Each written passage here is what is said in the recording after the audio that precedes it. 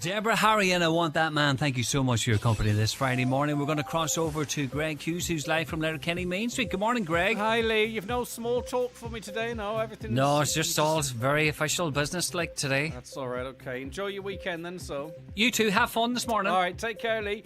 Bye. Yes, as Lee Gooch says, we are broadcasting live from Letterkenny Main Street. We'll tell you more about that as the morning progresses. We do have our Friday panel, and it's a special student panel discussing some of the big topics of the day and topics affecting young people maybe more specifically. That's all on the way after we get a news update now, and it's Good Morning, Donald Kavanagh. Thank you, Greg. Good morning. A US congressman with strong Donegal roots has told the McGill Summer School that the 25th anniversary of the Good Friday Agreement and Omagh bombing are stark reminders of how far the island has come in terms of peace. Congressman Brendan Boyle described the Omagh bomb as a cruel, heinous, disgusting attack. Tuesday marked 25 years since 29 people, including a woman pregnant with twins, were killed in the real IRA attack. Congressman Boyle believes the Omagh atrocity was a turning point for the architects of the Good Friday Agreement. I think that moment was one in which those who had signed on the dotted line to the Good Friday Agreement, and it was a wide variety and an interesting collection of people representing very different points of view. But after that heinous act, I think the overwhelming majority of people said no more. That we are moving forward and that we are going to, as imperfect as this agreement may be, we are going to attempt to make it work. Work has begun on the provision of high-speed broadband to almost 3,000 homes, farms and businesses in West Donegal. National Broadband Ireland has announced this morning construction has now commenced to deliver high-speed broadband to 2,953 premises in the Bunbeg deployment area. It includes Gweedore, Annagry and Burtonport. The Director General of RTE insists Ryan Tubridy is not being scapegoated for the payments scandal at the broadcaster. Kevin Buckhurst announced last night negotiations for the presenter's return to his Radio 1 show had ended as trust between the parties had broken down. The DG described the overpayments scandal as shameful. He said he doesn't believe Ryan Tubridy has been well advised and said he's a decent guy. Mr Buckhurst said a draft deal had been agreed this week. When the second Grant Thornton report came out on Wednesday, that we had a broad agreement on the broadest terms and a contract on the table to try and bring him back.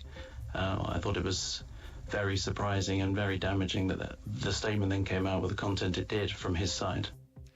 Almost 8,000 people in Tenerife have been evacuated or told to stay indoors because of an out-of-control wildfire. The blaze on the north of the island is being fought by about 350 firefighters and Spanish Army members. The regional president says it's spread across 30 kilometres. Owen Corrie is editor of Air and Travel magazine. He says such incidents highlight the need for people to check travel insurance before going on holiday, particularly if they might want to reschedule or cancel. Airlines in some cases have been good with date changes, others have not. There's also a conversation with your travel insurance, and that involves medical letters. It's a little bit more complicated and it's on a case-by-case basis. But there is no absolute right to cancel your holiday because you are concerned about wildfires and get your money back. Looking at the weather forecast, mostly cloudy with scattered outbreaks of rain this morning and into the afternoon. Some limited bright spells. This evening, though, heavy and persistent rain will spread from the south, bringing a potential for flooding. An increasingly blustery day with fresh to strong gusty southeast winds, a humid day with highs of 17 to 21 degrees Celsius, a yellow weather warning in place from 5 p.m. until 6 a.m. tomorrow, staying wet and windy tonight with heavy rain, some thundery downpours with spot flooding possible, difficult travelling conditions as well. Lowest overnight temperatures 14 to 17 with strong east or southeast winds, veering southwesterly later. Tomorrow, better, bright and breezy with sunny spells, just the odd shower. Maximum Saturday temperatures 18 to 21, again in fresh and gusty southwest winds. We're back with news again at 10. Good morning.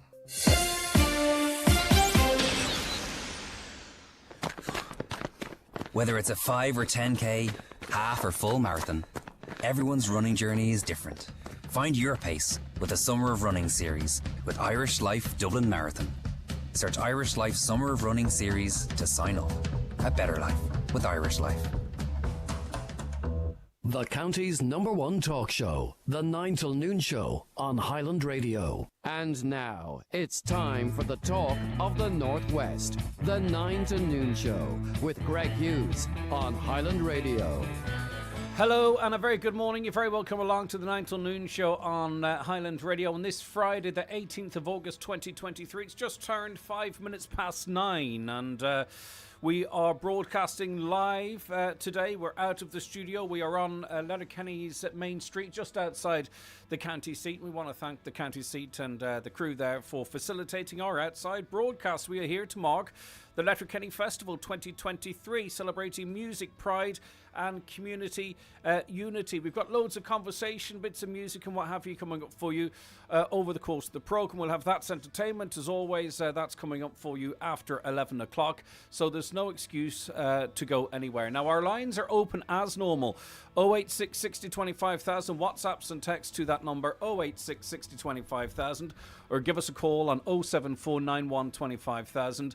And if you want to watch the show, you can do that too. Go on to YouTube, Highland Radio Ireland, for your smart TV, your Fire Stick, your laptop, tablet, whatever device it might be, Highland Radio Ireland, to watch the show and our guests and the music and all that malarkey. And if you want to watch on Facebook too, it's Highland Hub or Highland Radio News and Sport. And there's a Watch Live tab on our website if you want to watch in browser. Okay, so we've assembled a youth panel, I suppose you could call it, this morning to discuss some issues. We can say good morning to them now, fingers crossed and all that. Chloe Martin is on the Student Council of Loretto Community School, Milford. Good morning to you, Chloe. Are you there, Chloe? Good morning. Good morning. You think you would know where the unmute button is now at this stage. No, it's good to have you with us. Thank you very much. Chloe, Stephen Sheridan's a student councillor with Mulroy College, Milford. Good morning to you, Stephen. Morning there, Greg. How are you getting on? I'm doing fantastic. It's good to be out and about, actually. Tiernan Lynch is on the Student Council of Loretto Community School, Milford. Good morning to you, Tiernan. Morning, Greg. How are you? I'm good. Great to see you again, Tiernan. And Cassie Lamb, Regional Officer for the Irish Second Level Students' Union. Good morning to you, Cassie. Good morning, Greg. You're becoming a bit of a regular. Yes, it's good though. I love being a bit of a regular now. Okay. It's good to have all of you on the programme. There's no wrong answer to this question, by the way, but the front page of all the papers today is the news that Ryan Tubridy is not returning to RTE. And I'm just curious as to whether any of you have any interest, knowledge or care about it. And as I say, there's no wrong answer, because if you don't, in a way, that's kind of indicative as well. So I'll start with you, Cassie. Have you been tracking that story? Do you care either way? I think I do care with it because, say when I was younger, you would every Christmas or November, you'd be waiting until the toy show night. That's something in my childhood we'd always look forward to, and then Ryan Tubridy would be hosting it. And when you hear about what's happening now, it's nearly heartbreaking, because you grew up watching him, and I feel like some people are actually forgetting of all the stuff he's actually done, the good stuff he has done, with all the money from the toy show, going to Temple Street Hospital, or he goes to visit children, but because of one thing that may or may have not been partly his fault, all the people are just, I feel like, are turning their backs. I think what the issue here is, though, Cassie, is that it was partly his fault, and he released a statement. He released a statement this week that kind of once again opened the question as to whose fault. Is it more RTE? Is it more his? And I think that was just enough to say, right, okay, we're trying to move forward, but we're going back to that argument again. I suspect he'll regret that statement from Wednesday for a long time to come. Tiernan, Stephen, Chloe, any of you been tracking that story at all, or have any interest, or is he just the toy man from your youth? Well, look, I suppose it feels like a bit of our trust has nearly been taken advantage of in this case. To us, I'd say, yeah, he is the toy man. That is the height of it, more or less. We might come and watch the regular shows, and they always are great, and he's been great. But then just to see this come out now, just at the end of his television career for now, anyway. I suppose it is, yeah. I feel anyway a bit taken advantage of here. Just he's been such a key character in my childhood now, and to see all this happening is, I suppose it's shocking more than anything, Greg. Yeah, it is the way of the world. All right, listen. By the way, listeners might want to have a view on that. Of course, you can 086 60 25,000. What's your views on Ryan Tubridy, the talks about him returning to radio? ending. I wouldn't be surprised if he pops up on News Talk or something else, because they can get him pretty cheap, and it'll be a big scoop for them. It would be seen as, and B, there's still some questions as to whether or not he has a contract with RTE, and it may well end up before the courts as well. Who is to say? We were talking a little earlier this week about some of the things the Electoral Commission are considering. One of those is the issue of lowering the voting age down to 16. Tiernan, I'll start with you if that's all right. Do you think we should lower the voting age down to 16? And I'd almost, whether it's yes or no, want to get into the reasons as to why. So, on the first instance, Tiernan, would you like to see the voting age lowered to 16? Well, ever since I was 14 years old, I've always had an interest in politics and seeing how the world actually works around us. I've recently turned 18 the 3rd of August. And from having, I remember just always saying, oh, I can vote now, I can vote. It's such a privilege to have as an Irish citizen. And from the age of 16, when I started TY and learning about the voting process, it's always had been such an interest, and I always wanted to do it. And for me personally, for someone who does have an interest in politics, I just feel like it can be a bit unfair that I'm not allowed to vote until I am 18. I could go into more details about that, but I think Chloe might have things to say about it more. Yeah, well, we'll hear from all of you. But just on that issue, when we were discussing this a little earlier in the week, it was sort of suggested that, okay, well, if you want to vote from 16, that means then if you commit a crime, not that any of you would, then you should be treated like an adult in that regard. Do you know what I mean? So do you think you could afford someone the right to vote at 16, but then treat them like a child, in inverted commas, in other areas, such as, criminal responsibility, for an example? I think when someone is voting, or when someone is being treated under a certain circumstance, I think the government or society would treat the child differently based on where they're at. For example, when I was in the Gaeltacht, I was treated more like a student or a child, but when I was doing Pareto for Progression, I was treated more like an adult. So it's really how an adult or an organization would treat an individual.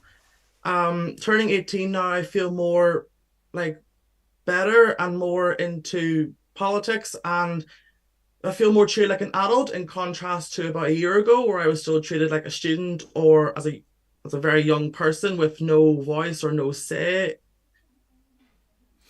All right, Chloe, do you want to come in there? Chloe Martin on the Student Council of Loreto Community School, Milford. Would you like to see the voting age lowered to 16? And if so, why? I definitely would. I've spoken about it a good bit, actually, and the biggest thing for me is taxation without representation. So I've been working since I was 15, being taxed since I was 15, and taxed heavily at that. And I've still had no say in anything that even goes on in my local government, let alone national. So the government feels like it's okay to tax me as long as I can't put my voice out there and give a vote. And then, as well as that, I believe that 16-year-olds especially who study politics or just have an interest in politics, are just as knowledgeable about civics and have the same ability to make good voting choices, because somebody who's young and studying politics or just researching could have more knowledge than a 50-year-old who's just going by what his family's voted for generations. Are you confident that 16, 17-year-olds would vote on the issues and not just follow their parents in a way of voting, or not simply vote for a party that isn't in government because, it's kind of a rebellious thing to do? These aren't my opinions, by the way. I'm just trying to tease the conversation out and to really maybe convince people that, 16 and 17-year-olds are responsible and should be, able to have a say. But are you satisfied that 16 and 17-year-olds would, in big numbers, look at the facts, look at the issues and vote accordingly? I think 16-year-olds given the chance can prove people wrong in the fact that we're just all numb to things like social media, because we're the people that see the issues firsthand. We're the ones, especially things going on in rural Ireland and all. I am one of the young people living around here. I know what's going on, and I have a fresh point of view. Whereas people talk about all this life experience that adults have, and while that might be true, we have the experience of being a young person and having fresh eyes to problems. And I do think that given perhaps the right education, young people would definitely come out and use their voice to vote if they got the chance. All right. Stephen, what do you think? Well, I think anyway, it's fantastic to see the commission's actually looking at lowering the age. It's been a really healthy step. It's been something, a lot of the, especially, some of the student activism groups have been really pushing for it now for a long time. So it's really healthy to see that that has been recognised by the commission, I suppose.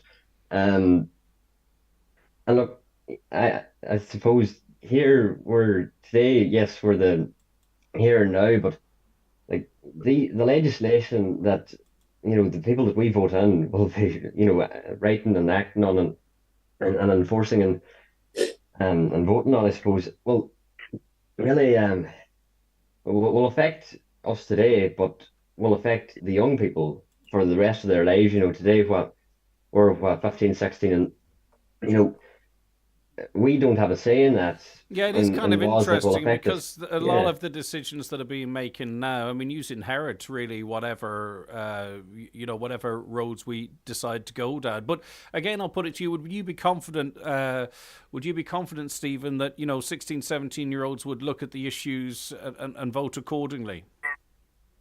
I do trust them, yeah. The issue that I would see is the lack of voter education before we look at how young people would vote, because I suppose some of them may choose to follow their families' trends, I suppose, in voting. And yeah, but there's 30, 40-year-olds do that, so I don't think that yeah, necessarily. that's it. That I suppose we need to look at a voting education for all. Yeah. I suppose that's what we're lacking. Yep, not a bad point there. Cassie, what do you think? If I recall correctly, I think you were opposed to 16, 17-year-olds getting the vote. Am I right? Am I misremembering? No, I am for actually the Vote 16 campaign. That's what I'm for anyways. Okay, sorry, my mistake. Oh, don't be worried. So, Ireland has one of the youngest populations in Western Europe. The third of our population is under 25. The Citizens' Assembly voted 80% in favour of the Vote 16 in 2018. And, multiple votes at 16 bills and extensions adding the voting right to 16-year-olds, but has failed. Political will is not there, because as an ISSU officer, as a student, and even as a young person, I've seen how young people want to be able to engage and participate in society. Because young people are more than capable and aware. Young people want to participate in civic society, and grassroots are seen in this climate. We have climate strikes, memberships of youth organisations, student councils, etc. And there's countries that do have Vote 16, Scotland, Australia, and even Wales. That is been a success so far. So I think the Irish government should just take a look about how other countries are doing with it. Maybe that's what they're doing, and that's what they're afraid of. Chloe, how different do you think Ireland might be if 16 and 17-year-olds vote? Because I do think, often the conversation doesn't really talk about why people resist it. I think there is a fear that, we could become very liberal, that, 16, 17-year-olds could hold the balance of power, because there's a great deal of apathy out there. But 16 and 17-year-olds, if they got the vote, might be emboldened and might sort of vote 80, 90% turnouts and what have you. So, Chloe, do you think if young people were allowed to vote, the 16 and 17-year-olds, that it would make us a more liberal country? Is that perhaps what people are afraid of? Or where do you think the resistance comes from?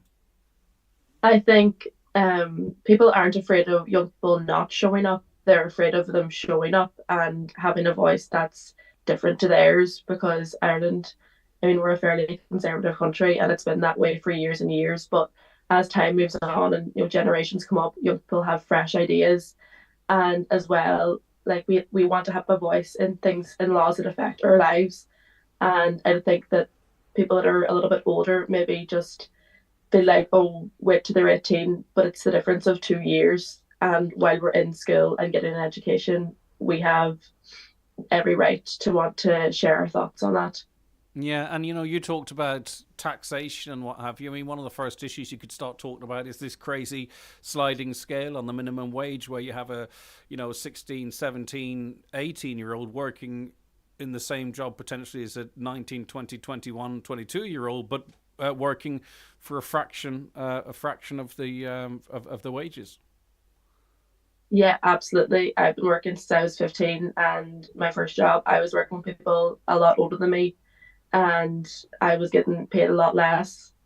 And I'm in a new place now, but back then, it was because I was younger, and I was on, I was on below minimum wage actually, and still getting taxed heavily by the government.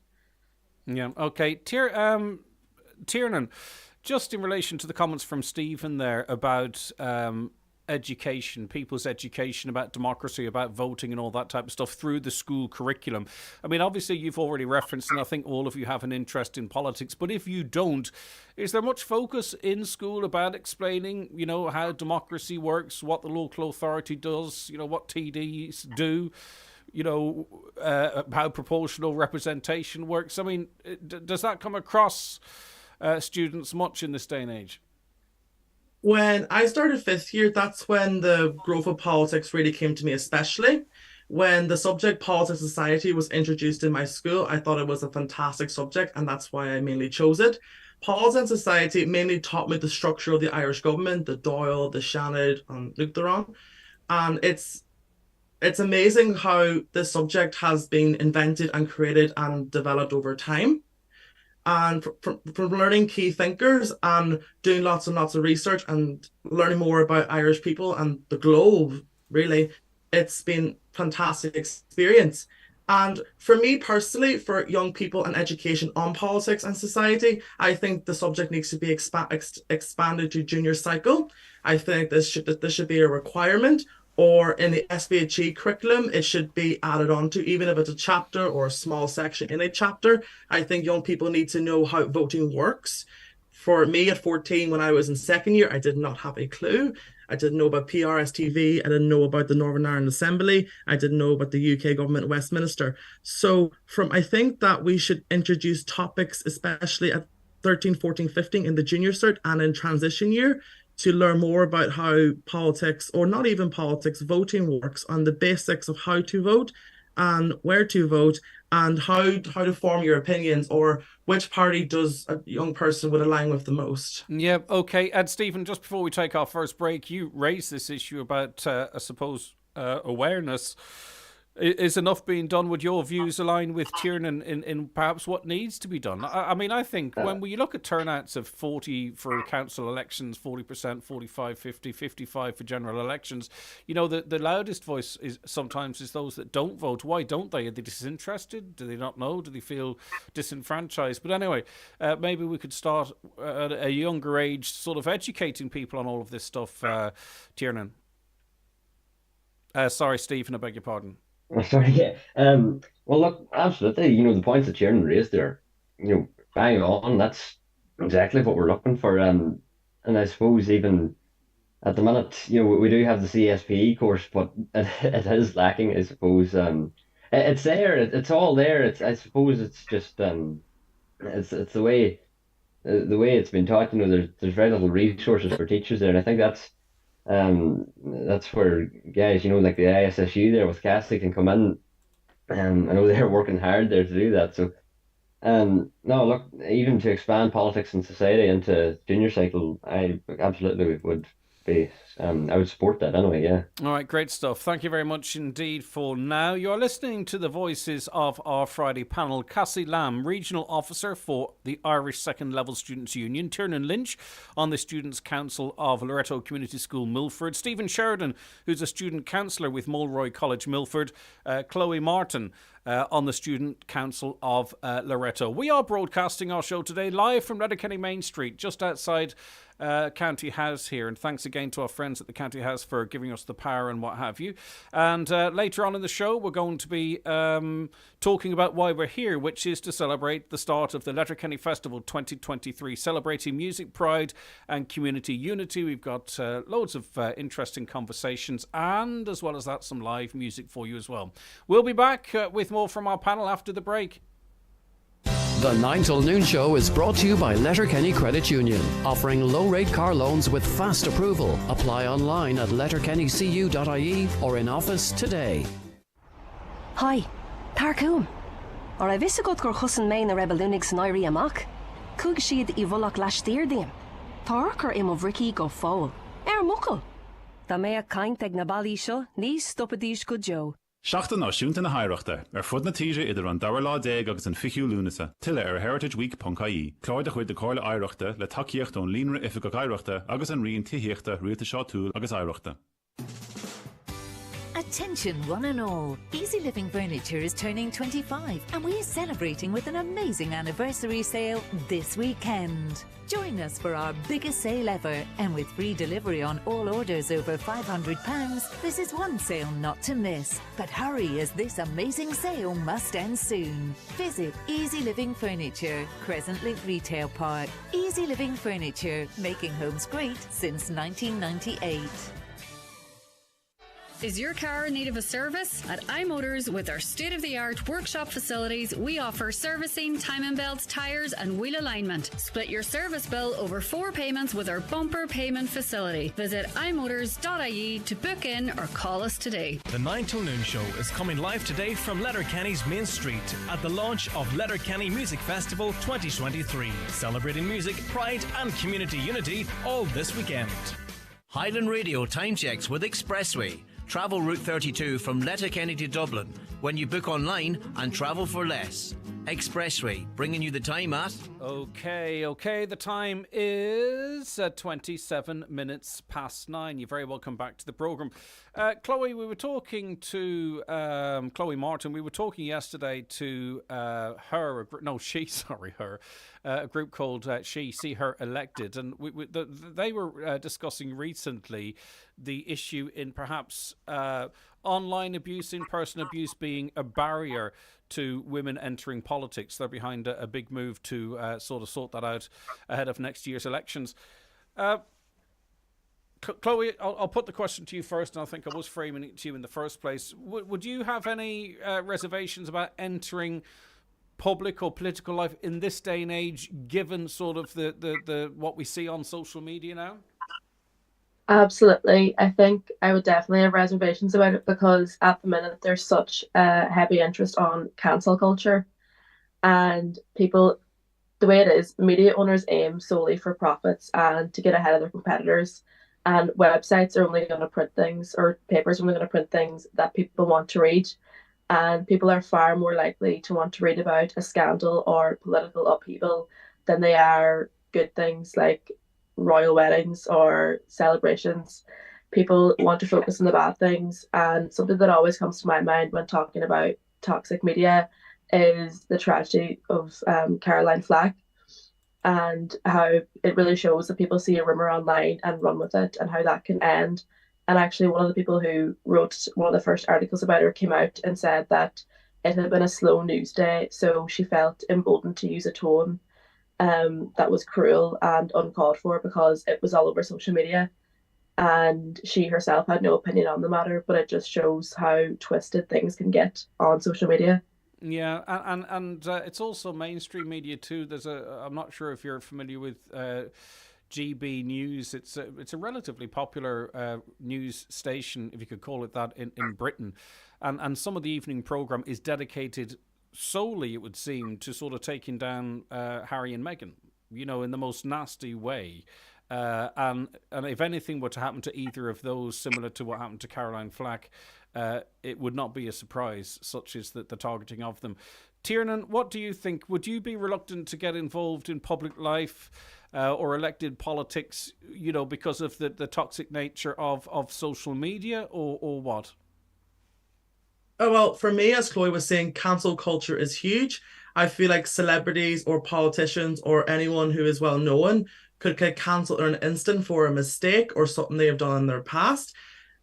We have seen many politicians suffer many online abuse. An example that comes to mind would be Cara Hunter from the SDLP in Northern Ireland.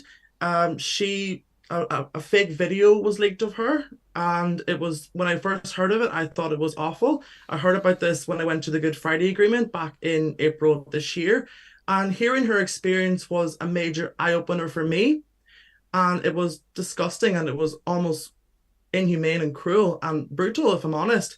So seeing that happen to politicians, it probably would put one off, for example, myself, and probably many women in politics and many men as well.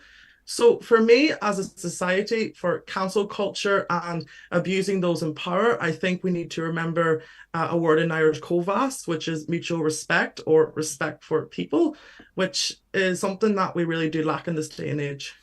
What's your view, Stephen? Well, I suppose public life as public as ever, as it ever has been, Greg. Between social media and mainstream media, when it comes to tabloid newspapers, especially, public and public individuals, even whether it be celebrities in media or politicians or whatever they may be, everything you may know everything about them thanks to media today. And frankly, there are no secrets if you choose to go on to live a fairly public life. And also too, though, the issue is as well, which is concerning. I know some people listening won't agree or like this, but if you are a member of the traveller community, if you are a member of the LGBTQ plus community, if you're a person of colour, or if you're a woman, it seems you are more likely to be targeted with very specific harassment. Cassie, you're nodding in agreement there. Yeah, so being part of any of those groups, being even as a young girl in today's age, I love politics. It's something I'm passionate about. It's something I would love to see myself in the future doing. But if you really do think about it, is it really worth all the stress and then all the fake news? Something can pop up and your name has never been included in anything, and you're on the front page of the Irish Times of something you didn't do.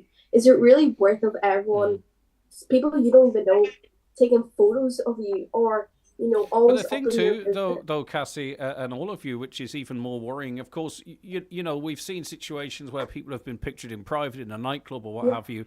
But now with the advent of artificial intelligence, I'm sure you've all seen the videos whereby a celebrity's face has been, superimposed on another person's body. And also, obviously, the voice can be replicated as well.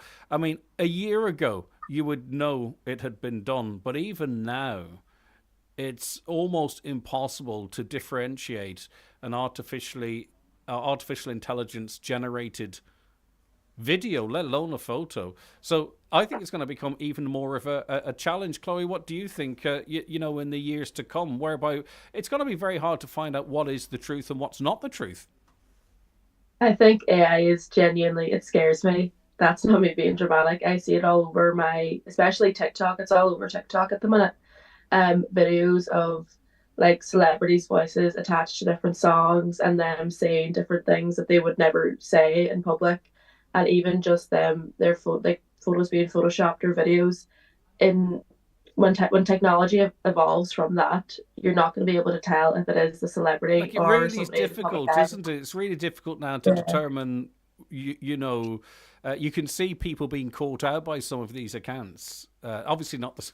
I mean, Nelson Mandela rapping Eminem. I mean, clearly that's not, I'm not on about that stuff, but you know what I mean. It's, what do you think, Tiernan? Do you think AI perhaps one of the biggest threats to democracy going forward? Or I think for me personally, I've seen many advances technology. For example, I really love my phone. You should have seen me in the Guild Talk. It was just awful. But at the same time, that was when you didn't have your phone. Is that what you're saying? You were you were nude over there without your phone, or it felt like it. Literally. Yeah. And I just feel like I've seen many theories on how technology could progress in the future. And even now with the developing of deep fakes and how a person can put a face on someone else in a video, and spread complete lies, this could be a major threat to democracy personally, but it really could lead to a lot of issues, and it could cause a lot of unnecessary controversies.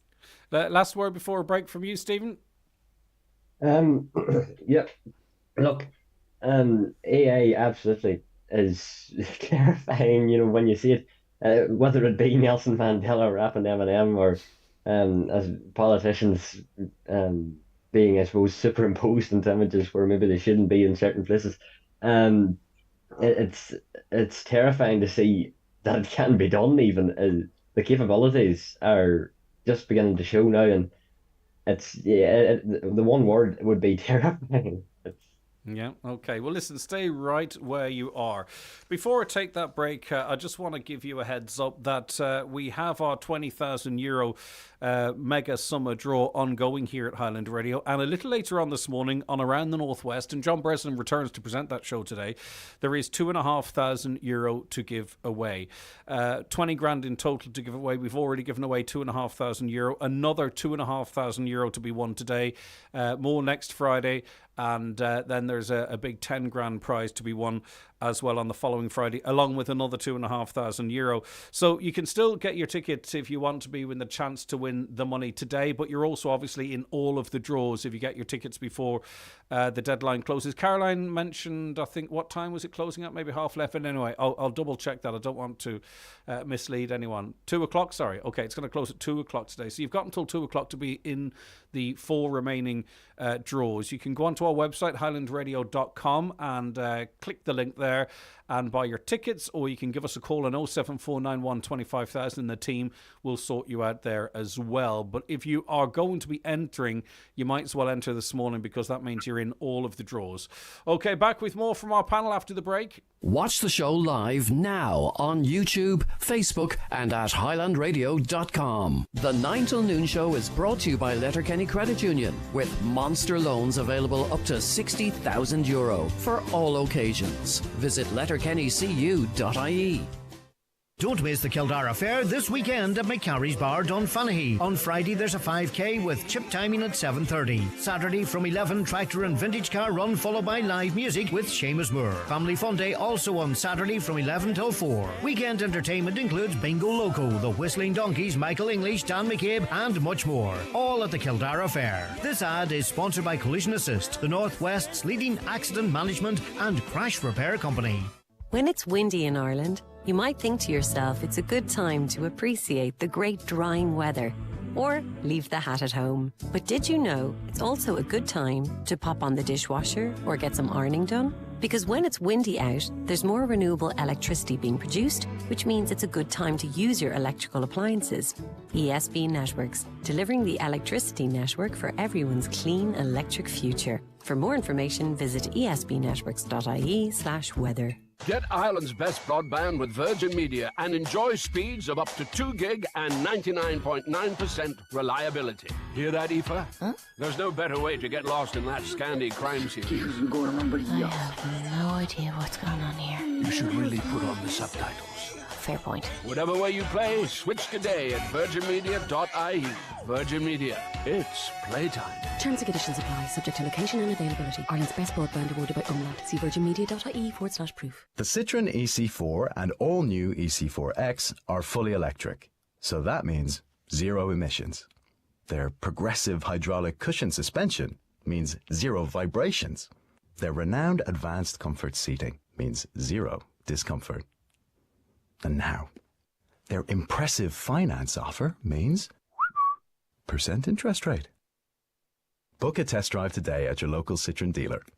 And zero for yourself. The 9 till noon show is coming live today from Letterkenny's Main Street at the launch of Letterkenny Music Festival 2023. Celebrating music, pride and community unity all this weekend.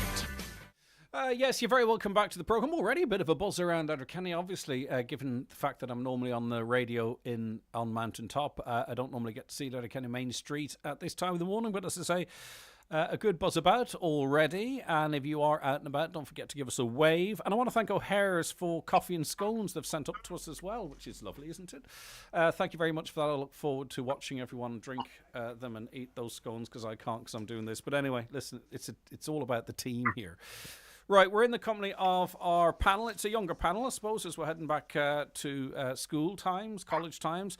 We have Cassie Lamb, Regional Officer for Irish Second Level Students' Union, Tiernan Lynch on the Students' Council of Loreto Community School, Milford, Stephen Sheridan, Student Councillor with Mulroy College, Milford, Chloe Martin on the Student Council of Loreto Community School, Milford. Now, I don't want to invite your amazing young voices onto the programme and then sort of steer the agenda, so we can return to some of the topics it might be interesting to get some views from you on. But I suppose, and I'll just go down the list as it is here in front of me, and I'll start with you, Cassie. You know, from your perspective, what is one of the most important issue for you that you believe that maybe we're talking about or not talking about enough? Is there something of particular concern to you?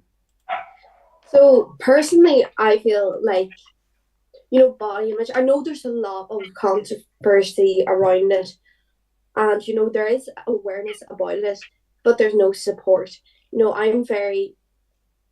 would always support for body image and people who do suffer from an ED. I'm very passionate about That's that. an eating because, disorder, you know, isn't it? You're referencing there, yeah. Yeah, because, you know, okay. because say on social media, you know, I see that nearly as deadly for young girls. You know, say, you know, I see on Instagram or even on TikTok now, you know, 11-year-olds, 12-year-olds doing, you know, full face makeup, or, you know, they're doing proper skincare routines that I'm only starting to do now. Yeah. And, you know, there's young girls and their parents, you know, putting on diets, and there's things called now almond mums, and they're very strict on their children on what they eat or what they themselves eat. You know, I just think it's horrible that, you know, it's not being talked enough in school. You know, I'm very lucky. I have a great support system in my school. I can always go to someone, but there's not always that support system around in schools or in communities. How big is the pressure on young people to, you know, conform to a certain image or body shape or look? I mean, is it ever present, the pressure, or does it depend on the individual feeling they are under pressure?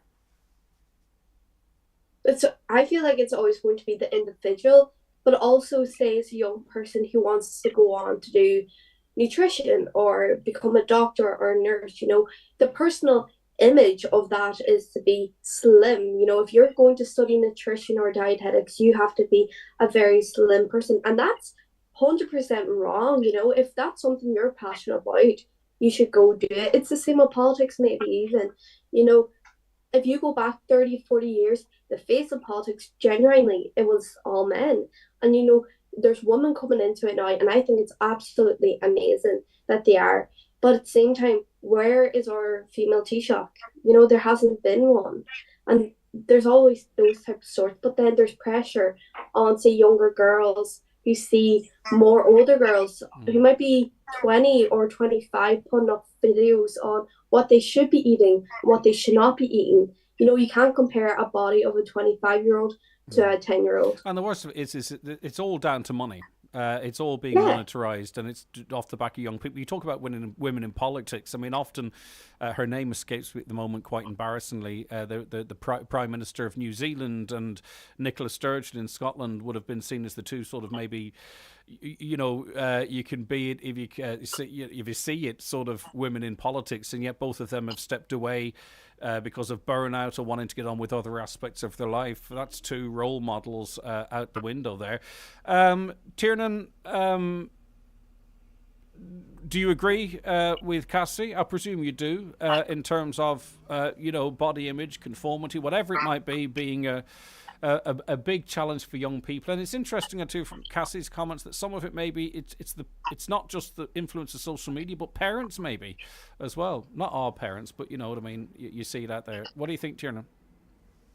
Cassie's point of view is very valid, and I agree 100%. There's such a idea that an individual has to have a certain body type, and it's especially on Instagram and Snapchat, it's constantly portrayed that a young person needs to have a certain body. I think as well, for pressure on young people or young people problems as well, vaping and using tobacco products are probably another huge Stay one. there, because I'm going to come back to that specific. Stay there, because I'll come back to that specifically. I'll just get a quick word from Chloe, just in relation to Cassie's remarks. What do you think, Chloe? Absolutely, the pressures on young men and young women and men in today's age to look a certain way or act a certain way. Like, I see a lot of people on TikTok, and I think it ties into politics as well. Girls who might express points get told, like, the comments under, like, get back in the kitchen, or girls are expected to sit there and look pretty and not have an opinion. And I suppose as well, men are expected to just be these big strong people who don't cry or have emotions. Like, it's a two-way street there. Yeah, it's interesting actually. Yeah, there are always those roles that even in 2023 people kind of feel compelled to conform to. Tiernan, I keep mixing Tiernan and Stephen up. My apologies. Stephen, what's your view on this briefly? Sorry. Look, whenever we've got the chance, whenever I get to speak to young people in this region, it's always been up there. I'd say body image has been a top three topic that young people have been concerned about in this region of recently, anyway. And I suppose, yeah, like Chloe said, that really is a two-way street as well. You know, we can't really enforce these stereotypes, even if I may say, on men and women. You know, and I suppose that's why we need to really raise awareness on body image, and whether that be physical or mental. Yeah, and I don't think adverts, because there's a commercial element to them as well, sort of adverts. If you look at some of the adverts, that they almost go over the top to portray differences, and I'm not sure. I think that's tokenism. I think that's just like the same as saying, drink aware when you're advertising booze. I think it needs to be more nuanced and more thought need to be gotten into it. Right, back to you then. Then Tiernan, you wanted to talk about vaping, and I've said it on the show before, so I'll just reiterate it. We have seen an explosion of vaping amongst young people, completely unregulated heretofore, and I think young people have been done a really disservice, because there are tens of thousands of them now addicted to vaping, and God knows what else they'll end up taking, because they've been failed by regulation and oversight. But I'm more interested in your views, Tiernan. I think it's a huge problem. It's massive, just on young people's physical health, but also on the environment as well. We're in an age where we need to start worrying about the climate and fixing it. And I feel like that's just not being represented enough when we're talking about the problems of vaping. As someone who is on Donegal Youth Council, I love it so much. It's probably one of the best experiences I ever had. Stephen's on it as well. We have decided to take action against this. We sent a letter to the Minister for Minister Health, I believe. Minister for Health, I presume. Yeah, Stephen Donnelly, I think. That's him. Yeah, that's the Minister for Health. I think so. Well, they've been on holidays for so long, it's easy to forget. Okay, so we'll give you a pass on that one, Tiernan. Go ahead. And we sent a letter explaining our concern and our issue on vaping products. Like in schools especially, I do tend to see more vapes and pencils being used.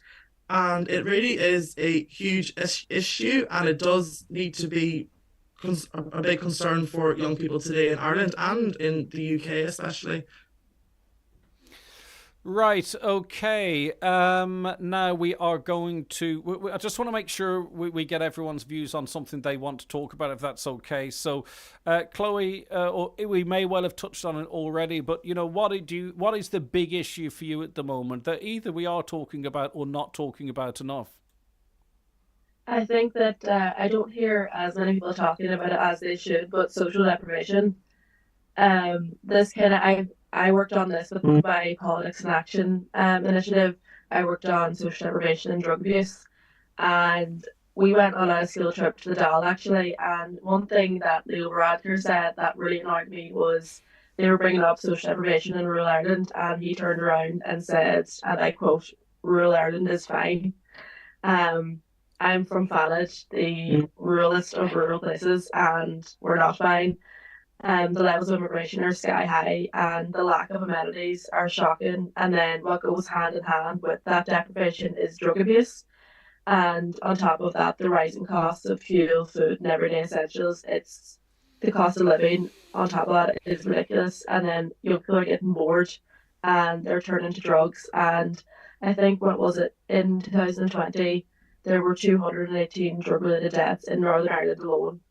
And it all comes back, everything filters back to social deprivation. Yeah, and I mean, just on that, there were 3 drug-related deaths in Derry at the weekend, and now it was on the front page of a newspaper yesterday. So no, but it wasn't mentioned. Can you imagine 3 people dying in a boating incident or a road traffic collision? You know, it would be, but it was 3 people who died. Suspected to have died because of a bad batch of drugs. Okay, as I say, I just want to make sure we get through everything. We can come back to other people with views on that. What do you think, Steve, and what's the big issue for you that we either should be talking more about or we're not talking about at all? Well, yeah, I assume or not assume it's really coming back to Chloe's point there. It's social deprivation, rural deprivation, rural awareness, and I'd say Cathy will come on this now.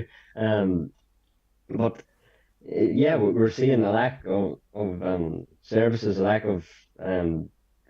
lack of support just in these rural regions, whether it be Donegal or down the west. It is significantly lacking, whether it be transport, health, education. What I would like to call anyway, at least even housing. Yeah, housing absolutely is. Them 4 big points are what we're seriously lacking up here, and that's what I think we're not talking about enough. Maybe we are talking about it up here, but we're not talking about it enough down, in Dublin. I think that's a really good point. It's not being heard, and I think really in Chloe's commentary, and what I think the phrase was annoyed her about the leader of the country is his lack of awareness. And I'm thinking too, as we speak now, the struggle in households across the Northwest about sending people to third level, because all of the problems we've talked about can be a hindrance to people's education as well. And, being able to afford accommodation, people just missing out on Susie grants and wondering how the hell are they going to pay to send a young person on to college, but wanting to do the best for them. And at the same time, many of them, and I've spoken to them, living in a house that's falling down around their ears because of defective concrete. Cassie, I mean, if people don't recognise there are problems, it's going to be a struggle to get them to address them. No, yeah, 100%. Because say if you look at Doyle, for example, if you're a college student and if you want to go to study in UCD or DCU, somewhere in Dublin or Galway, whatever, and it's your dream course, your dream school since you were younger, and then it's nearly impossible to find maybe housing in Dublin or in Galway. So then it's either you save up for your accommodation or you save up for transport, that may be a car. Because here in Donegal, we don't have very great transport. We are only got our draft now for trains, and that'll only be coming in maybe 2050, and there's a lot of controversy around that. And it's going, if you decide then to save up for your accommodation, and say if you have to get the bus up maybe even so many times, and if you didn't even get the accommodation, you could be spending up to nearly €1,000 a month maybe on transport, nearly from Donegal down to Dublin, and that's an utter disgrace. And say even Donegal, the housing, it's either got maybe has Micah in it, or it's way over someone's budget. The transport I already touched on, it's not good enough. Genuinely, it's not, and it's not fair on the young people that you have to bring it up. It should be more of saying, "Here, look, can you not look at Donegal and say the transport's not brilliant?" Nowhere in the country has brilliant transport. Let's be honest, but Donegal doesn't have the best support system for it. Yeah, and I'm just going to ask you briefly, each of you, because we have to wrap it up now. And I'll start with you because you're the last speaker. Cassie, whether you want to or not, do you see your future in Donegal? No, I don't. All right. And I would love to. I see myself going to the ATU when I'm older, but I don't see myself staying here for very long then. Right, and I'm not on about, I mean, obviously some of you are going to have the desire to travel, but I'm on about maybe, if you wanted to stay here, do you feel you could? I'll ask the same question to you, Chloe. As much as you might hope it is, and maybe you don't, do you think you have a future to live and work and prosper in Donegal? That's a good question. I'm not sure. I don't think so, to be honest. I'm hoping to go to Galway for college, and if I like it down there, I might stay. I could go to England or Dubai. Come back. When did you just say Dubai? No. Anyway. Right, we're going to have to get your passport off you. Tiernan, what about you? Do you see your as I say, it's not what you might want, but, in terms of fulfilling all of the dreams that you might have, do you feel you can do that in the Northwest? Donegal is my home. It's where I grew up. It's where I go to school. But do I see myself achieve my hopes and dreams here? No. Wow. Steve, come here. I haven't time to get into it. We're going to have to return to this one again. Stephen, what about you? Look, even already doing the youth activism, I can't stay here. And going into the future, whether it be college or work, I can't stay here. Okay, and I love it. What a really depressing note to end on, and not from you, Stephen, from all of you. Do you know what I mean? Come here, we're going to do this again. Did you enjoy it? Yeah. Yeah. Okay, brilliant. Okay, I think it's really important that we speak to you and not about you. So thank you so much for your time. Stephen Lynch on the Student Council of Loretto Community School, Milford. Good morning to you. Thanks for your time. Bye. I'm mixing up people's names, am I? Stephen Sheridan. Tiernan Lynch. Sorry, Stephen. Stephen Sheridan, Student Councillor with Mulroy College. Tiernan Lynch on the Student Council of Loretto Community School, Milford. Thanks very much. Great to see you again. Thank you. Look after yourself. Chloe, it's been a pleasure having you on the show. Take care of yourself. Thank you very much again. You too, we'll Greg. chat soon. And last but not least, of course, Cassie Lamb. Have a goodie. Thank you so much for joining us. It's been a pleasure having you on the programme again as well. Thank you. All right, take care of yourself. All right, 086 60 25,000 if you want to comment on anything we've been talking about or raise your own issues. Back after the news and obituary notices following this break. The 9 till noon show with Letterkenny Credit Union, now offering mortgages from €40,000 to €600,000 with no hidden fees or transaction charges. Letterkenny Credit Union, 9102127. Oreo the robot is not just helping staff with service at Kelly's Diner, but he's also adding a little twist to birthdays there. If you're celebrating your birthday at Kelly's, Oreo can be persuaded to sing a very special happy birthday. It's a great treat for small kids and plenty of big kids too. For the chance to see and hear Oreo the robot in action, visit Kelly's award-winning diner today at Mountaintop, Letterkenny. It's the big brand sale at Super Value, and there's great special offers like selected Nestle